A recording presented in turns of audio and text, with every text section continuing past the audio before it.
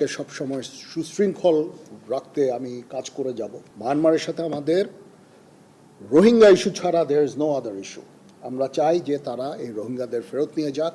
সেনা প্রধান হিসাবে আমার প্রধান দায়িত্ব হচ্ছে সেনাবাহিনীকে সবসময় যুদ্ধের জন্য প্রস্তুত রাখা, বিভিন্ন ভবিষ্যৎ চ্যালেঞ্জের জন্য প্রস্তুত রাখা। সেই কাজটাই ইনশাআল্লাহ আমি করে যাব।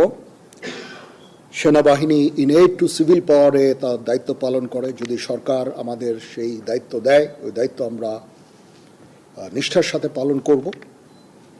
দুর্যোগ মোকাবেলায় যখন সরকার আমাদের নিয়োগ দিবে, ইনশাআল্লাহ আমরা সেই সমস্ত দায়িত্ব ভালোভাবে পালন করব। দেশ গঠনে আমাদের নিয়োগ দিলে সেটাও করব। বিশ্ব শান্তির জন্য আমরা কাজ করে যাচ্ছি।